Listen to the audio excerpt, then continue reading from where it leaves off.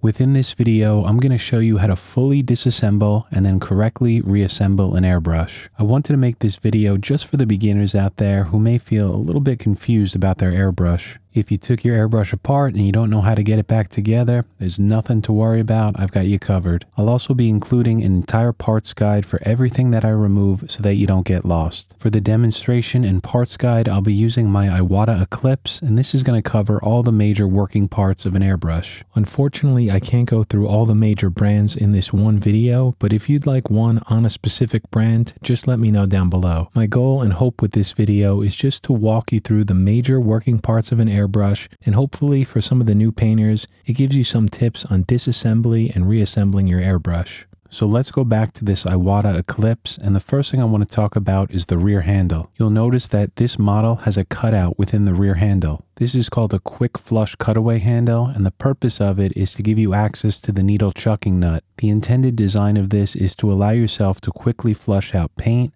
clogs, or cleaner. When your airbrush is connected to the air hose, you could press down on the airbrush trigger like I'm doing here with my left hand, and then retract this needle chucking nut. This will fully open the airbrush nozzle, so it'll spray out anything within the cup. But you can get pretty much the exact same effect by just pressing down on the airbrush trigger and pulling it all the way back. Now we're going to have to remove this handle to access the internal parts, but before we do that, I briefly want to discuss the parts that we'll be taking out of the airbrush. Just behind the airbrush trigger within the body of the airbrush is the trigger spring assembly. On this model, it consists of 3 separate parts. Those 3 parts are the needle chucking guide, which has the lever connected to it, the needle spring, and the spring guide. But before we do that, we're going to have to remove the needle chucking nut, which holds the needle in place, and then we can pull out the needle. And finally, we're going to remove the airbrush trigger. So besides the rear handle, that's 6 parts that we're going to be taking out of the airbrush.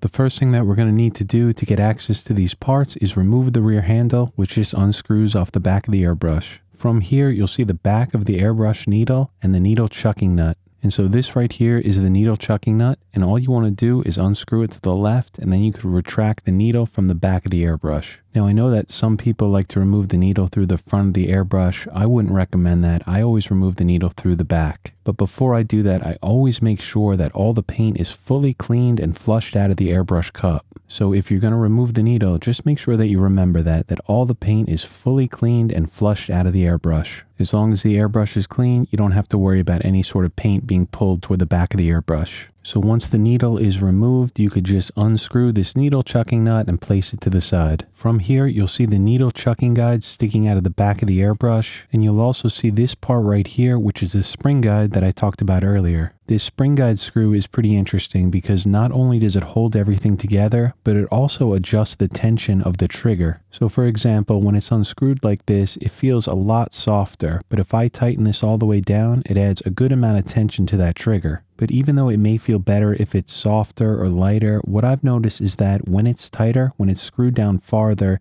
it gives you a better seal between the needle and the nozzle tip. I'll talk about that later, but for now, I want to fully unscrew this assembly. Once this is out of the airbrush, this consists of the 3 parts that I showed before. You have the needle chucking guide in the front, which has that small lever connected to it. Behind it, you have that spring guide, which kind of holds everything together, and inside here is the spring itself. And this is the entire rear assembly broken down. What I love about this design is that this trigger lever is connected to the needle chucking guide. This makes reassembling the airbrush so much easier than when it's separated. And you can see that with the spring here, it just slides over the back of this part. And this spring is what gives you that trigger tension. And the spring guide goes over the top of it to hold everything in place, so it kind of acts as like the housing, because this is what screws into the body of the airbrush just behind the trigger. And speaking of the airbrush trigger, this just lifts right out of the top of the body of the airbrush. And make sure that you understand that the needle slides through the center of this between that little gap that you're seeing right here. So in order to lift this out of the top of the airbrush, you have to make sure that the needle is fully removed. At the bottom of the airbrush trigger, you're going to see this small piston connected to a hinge. And if you look underneath the airbrush trigger, you're going to see this small cutout, kind of like a groove. When you reinstall this in the airbrush, you want to make sure that this groove is facing toward the back. When it's in the airbrush, you'll see right here that as I pull back on this airbrush trigger, this groove just kind of conforms to the body of the airbrush. So what you'll notice is that when you fully pull back on the airbrush trigger to spray as much paint as possible, that trigger groove nicely conforms to the round shape of the airbrush body. So from here, let's move along to the front of the airbrush. At the front of the airbrush, you're going to see this small part that screws on. This is called the needle cap. And the purpose of this cap is just to protect the tip of the needle. That's all it does. The airbrush will spray just fine whether this cap is screwed on or if it's taken off the airbrush. Now, I personally never paint with this on. It's removed from all of my airbrushes. The reason for this is because I always want access to my needle tip. I want to make sure that paint isn't drying up or building up on it. And what I like to do is just check it periodically while I'm painting and then clean it off with my fingertip if any paint is built up on it. If you're just starting out in airbrush painting, I highly recommend leaving this needle cap on. As you get more advanced, you could take it off, but the reason I recommend leaving it on is because it's just so easy to accidentally damage or break the needle. That's just my recommendation, but it's going to be up to you. The airbrush will spray just fine whether this cap is on or off. Just behind that, you're going to find the nozzle cap. Now, this part needs to be on in order for the airbrush to spray paint. This directs the airflow over the tip of the nozzle and the tip of the needle to spray paint through the front of the airbrush. So if this part is not connected, the airbrush won't be able to spray anything. Right behind that is the largest part of the head assembly. That's the head cap. This is the part that holds everything together and keeps the nozzle within the airbrush. And sitting within this head cap is the nozzle itself. The airbrush needle slides through this and then forms a seal with the nozzle tip. That's what's going to form a seal and prevent the airbrush from spraying paint if you don't pull back on the trigger. So the airbrush is only going to spray paint once you press down for air and pull back on the trigger. When you do that, that's going to retract the needle from the nozzle tip, allowing it to spray the paint. So now in order to remove the head cap on the Iwata Eclipse, you're going to use a wrench that comes in the packaging. This is the right tool for the job, so you want to make sure that you don't lose this. Always keep it on hand. But one tool that I always recommend picking up is a pair of soft draw pliers for your airbrushes. These are very useful to have. I've been using them for years, and it's just nice to make sure that you're not going to be scratching your airbrush. I also find them very useful just to have around the house, and I'm always buying different ones when I see them go on sale, but the one that I recommend for the airbrush is this one right here. The first part that I'm going to remove is the nozzle cap, and over time, these tend to get a bit stuck just from things like solvent and paint. And that's why the soft draw pliers are just so useful. It gives me some grip so I can grab this and then unscrew it. So once this is loose, I'll just grab it by hand and then unscrew it. The needle cap that I talked about before screws on to the end of this, but like I said, I don't use them on any of my airbrushes, so all I need to do is remove this part. Once this nozzle cap is removed, you'll notice that you're able to see the end of the nozzle tip. But now in order to fully remove that nozzle, what I need to do is unscrew this head cap. So I'm going to go back to that wrench that I talked about before that comes with the airbrush, use this to get some grip on it, and then just unscrew this by hand.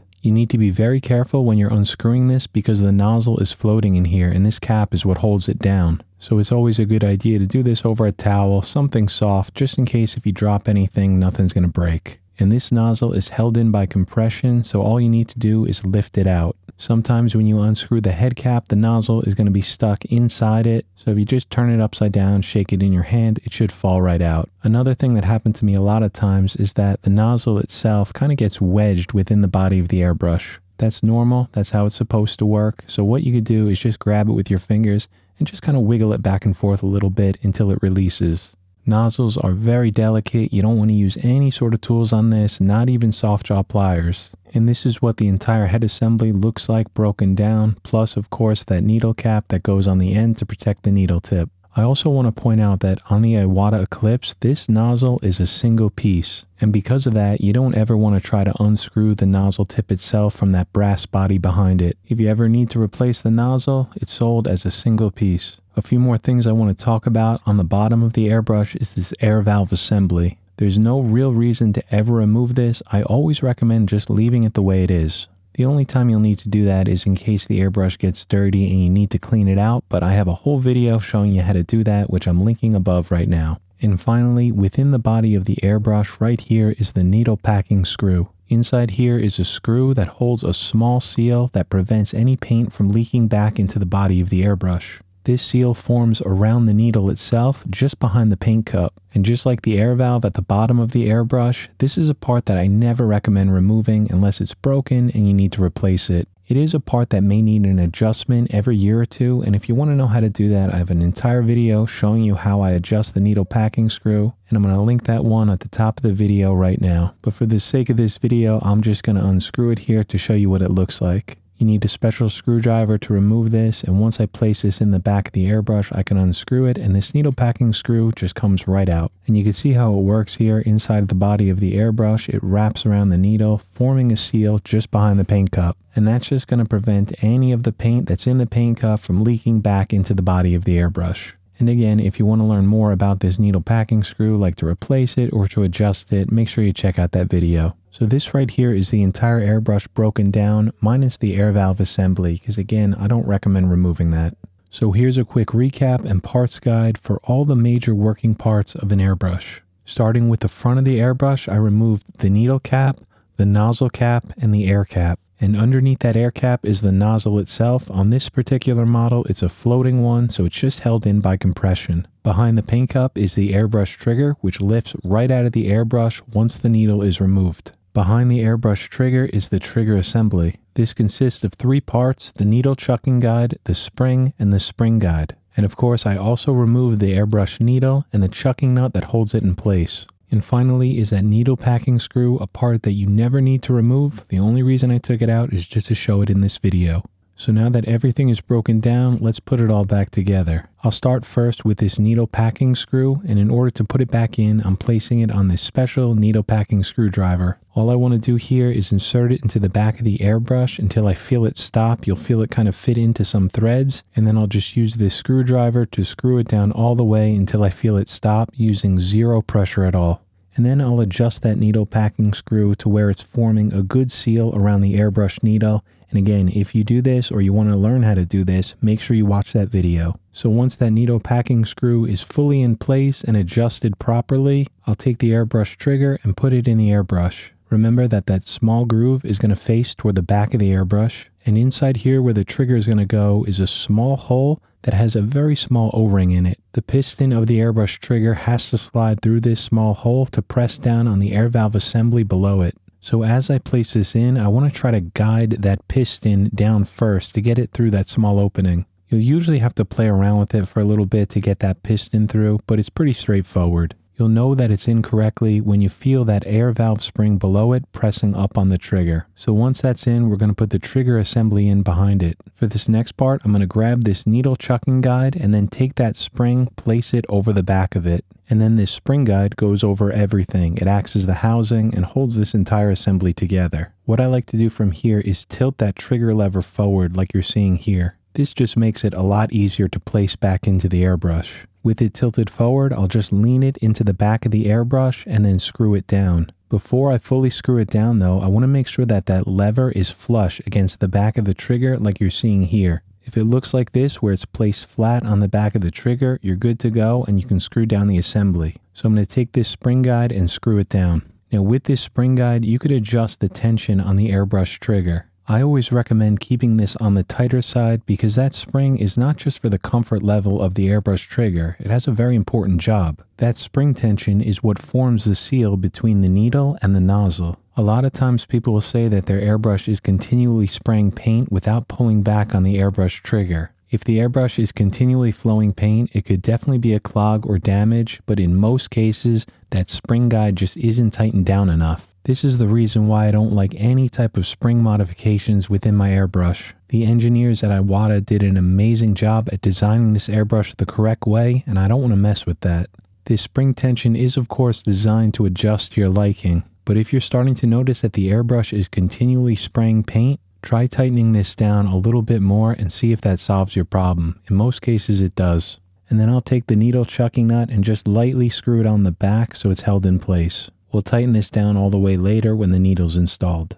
Moving along to the front of the airbrush, I want to take the nozzle and just rest it into the opening. It's compression fit, so if you hold the airbrush upright, this will stay in place. And then I want to take that head cap and screw it down all the way. For an airbrush, everything should be hand tight, but on this part, you can use that wrench just to grab it and snug it in place. I can't stress this enough. It's so important not to over tighten anything on an airbrush. You don't need any tools. Sometimes it's nice just to give yourself some grip, but hand tight is more than enough. Then I'll take this nozzle cap and screw it on the top of the head cap. Just make sure that your hands are clean and dry when you screw these parts down, and hand tight will be more than enough. And then I'll just take that needle protection cap and screw it on. And that's it for the major parts of this airbrush. We have everything together. The only thing that's left to install is the needle and the rear handle. So with that needle chucking nut on the back of the airbrush not tightened down, I can insert the needle into the back of the airbrush. As you're inserting this halfway through around this point right here, you should feel a very small amount of tension or friction. That's the needle passing through the needle packing screw, forming that seal so paint doesn't flow into the back of the airbrush. And then you just want to slide it all the way forward until you feel it make contact with the front of the nozzle. You don't want to apply any force here. This needle isn't going to click or to snap into place. It's just going to rest within the front of the nozzle. I remember back when I started out that I applied way too much force on this, thinking that it would click in or something like that, and I damaged the nozzle. So just be gentle with it, slide it in until you feel it stop. Once you feel that needle stop, what I like to do is just slightly rotate the needle. Sometimes there's just a microscopic bit of paint or some dust on that needle, so rotating it just helps seat it. And then you want to take that needle chucking nut and tighten it down all the way. That's going to lock that needle in place. And then that's it, you're done. All you need to do is screw on the rear handle. So hopefully this video was helpful to some of the new painters out there. And if you're watching this and you have any questions about maintaining your airbrush, I'm always happy to give any advice I can. On this channel, there's no such thing as a dumb question, and if you're having trouble with your airbrush, no matter how silly you think the question is, ask it. And I don't pretend to know all the answers about painting, but I'm always happy to help in any way that I can. So that's it for this week's video. Thank you guys so much for watching, and I'll see you next week. But before I go, of course, want to thank the generous support of the channel members. And I also want to thank you, Marco, personally, for your very generous super thanks in last week's video. That was really nice of you, man, and I appreciate it.